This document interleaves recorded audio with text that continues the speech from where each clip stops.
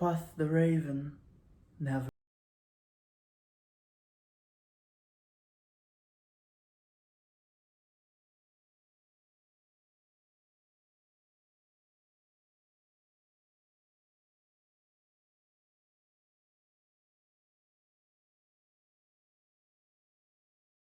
Alice's Sin, and welcome to Alice's Shelf, Looks and Books. So since this is the channel's first video, what's gonna happen is we'll have 5 videos every month. The first one will be on the first day, and I will do my makeup while talking to you about a piece of literature. That's what we're doing today, and it will not be focused on female literature.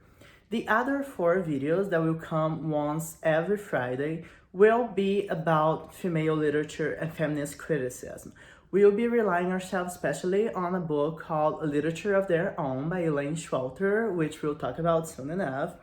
And the second week will always be a text from Angela Carter's The Bloody Chamber. And every 4th week, we'll have a text from Angela Carter's The Curious Room. And on the other 2 weeks, we'll always explore something new about feminine literature. Since this month is Halloween, we'll talk a little about horror. We'll talk about Mary Shelley's Frankenstein, and we'll talk about Ligia Fagundes Tellez's Come Watch the Sunset. So subscribe, like the video, and don't forget to share it with all your friends. And well, let's talk about the Raven, shall we? Okay, so first of all, I'm not gonna cover my brows because I'm wearing my black wig, so I don't have to, and I hate to. So yeah, let's do it.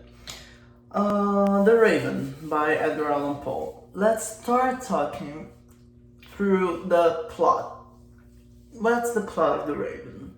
We have a man, he's almost falling asleep. It's a December night, and he's in the library in his house. He's in his chamber, and he's been scrolling through a bunch of books, and he's almost falling asleep while the embers in the fireplace cast shadows on the floor.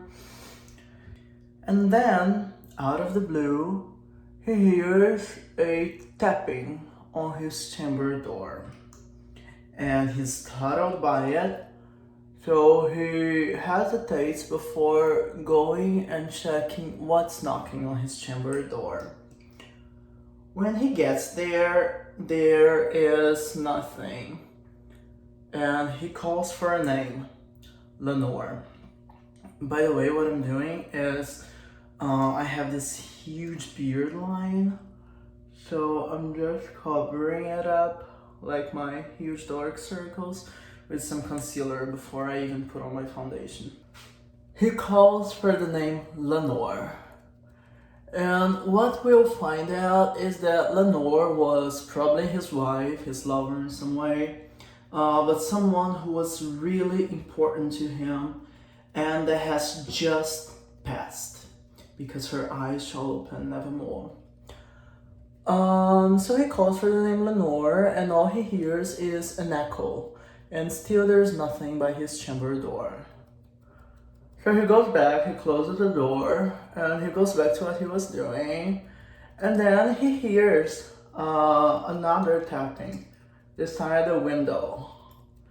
And then a raven comes through his window and stops over a bust of Pallas that he has on his chamber. So this is very important. Pallas was a god of wisdom. And this image of the raven stopping over the Pallas bust will be very important for us to understand what Poe is saying with this poem. So what our speaker does is he starts talking to the raven and asking him questions and everything. And the only word that the raven says is nevermore. So he asks the raven a bunch of things. He asks if Lenora will come back, and the raven says nevermore. He asks the fine creature to leave, and the raven says nevermore. He asks if he shall leave this misery in which he is at now, and the raven says, nevermore. After inquiring the raven about everything and getting the same answer, nevermore, nevermore, nevermore, we reach the end of the poem, that is, his soul shall lift again nevermore. Is that it? It's something like that. But it's about the man's soul. Okay, so what does this poem mean? A guy was just chilling there, almost falling asleep, and then a raven comes in and starts saying to him, nevermore, nevermore, nevermore, and then his soul shall be lifted nevermore. What happened?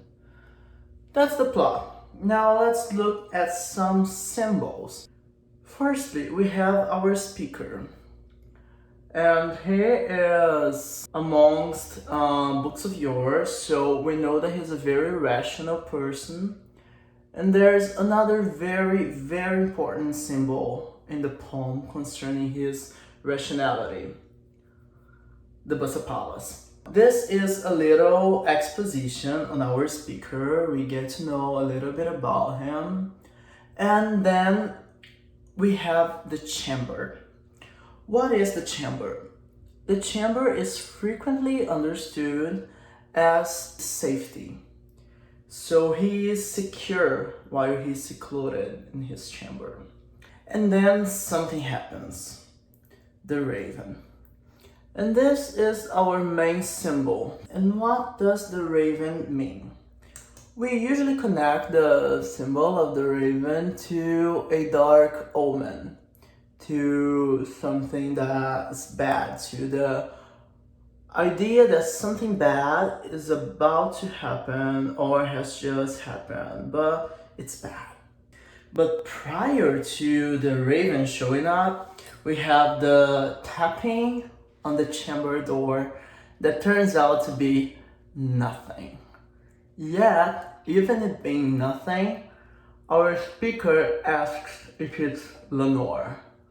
And of course, all he hears is an echo. So here we see that the absence of Lenore and the expectation of her return breaks a little the idea of rationality that we have with our speaker.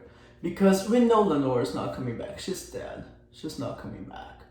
And yet, the first thing he thinks of as soon as he hears the tapping on his chamber door is that it might be Lenore. Lenore has returned.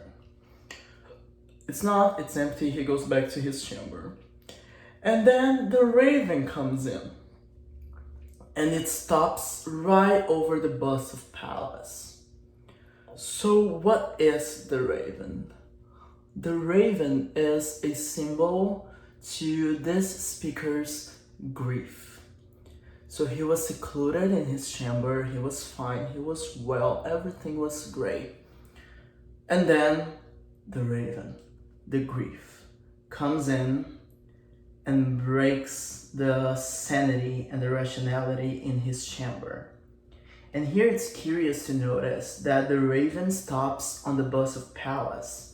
So it casts a shadow on the symbol of wisdom. We have a lot of imagery with light and shadow. This is romanticism, and we have a lot of influence from Impressionism and everything in it. If we think about, for example, the Scarlet Letter and the work with light, we'll talk about the Scarlet Letter next month. In the Raven, we have a lot of shadows. And this shadow that's cast on the bust of Pallas symbolizes how the grief represented by the raven casts a shadow on our speaker's rationality. So much so that he starts talking to the raven and actually understanding that the raven's answer, nevermore, is an omen. Another important thing about the coming of the raven is that it comes through the window. So there are two ways to enter our speaker's chamber. The first one is the most rational one. If you want to go somewhere, where do you go through? You go through the door, obviously, yes. But then we have the window. And the raven comes through the window, which means that this grief that will hurt our speaker comes in through an unexpected way. It doesn't come into his safety chamber through the door, it comes through the window. Ooh, the way grief does, right? Because it's never something premeditated. We don't expect grief to hit us. So, great. We have our main theme of the poem, which is grief. We have our setting, which is very, very morbid because we're in a chamber at midnight in the bleak of December, and a raven has come in, so it's quite dark, which is very, very Poe. And we already understood what the symbols mean.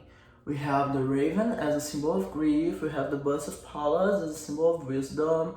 We understood how shadows work and how this means that the madness of grief has taken the rationality away from our speaker, who was a very rational guy, wasn't he? He was in the library, he was studying, he was amongst Pallas, and now he's taken over by grief. A very curious aspect of this poem is that everything could be explained through rationality.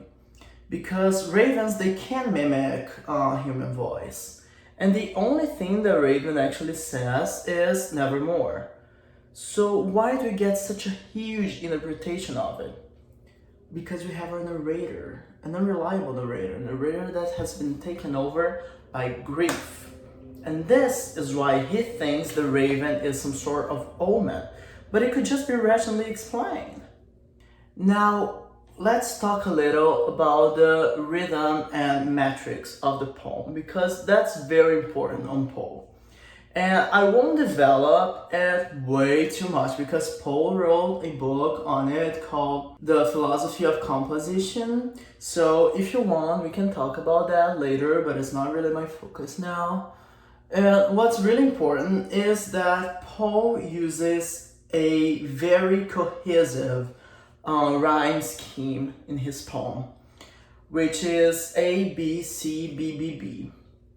And this repetition of the B, which is exactly the sound or, does not only echo the sound of the name Manor, which represents how this name has echoed in the mind of our narrator, but it also gives a morbid tone to the whole thing, because he's not echoing E, ah, he's echoing or. This is a very deep sound. So the choice of repeating that sound throughout the poem helps to build on the feeling, the mood he wants us as the reader to have. This rhythm choices also helps on building the hypnotic way in which the poem is said. Now I have to draw eyes, and I absolutely hate it. Concerning my eyes, I never really plan what I'm gonna do. I just think of something and then I kind of start doing it. Does it usually turn out great? No, it does not. Should I continue on doing it this way? No, I should not. Am I going to continue doing it this way? Yes, I am. Until somebody tells me not to. Also, I have decided to do this in purple because I think it suits the fact that we will be talking about horror this month because it's Halloween. Yay! Yay. What am I doing? I don't know. Am I the best makeup artist? No, but we're here for the literature, are we not? Yay! So, do you know what's the problem with eyes? There are two of them. Does this eye look way better than this one? Of course it does, but it's because my right eye always looks better than my left one. But here's the thing about eyes. You just add on some glitter and the lashes and anything looks good. Okay, so for my lips, what I'm gonna do is I'm gonna draw it with a black pencil and then I'm gonna make it purple. So I match this whole thing going on here. Okay, I usually hate doing lips. It's like I love skin and I hate eyes and lips. But actually this looks cute, doesn't it? I like it. I still think I should add some more blush. Don't you agree? One second. So what I did is I added a darker tone right below here.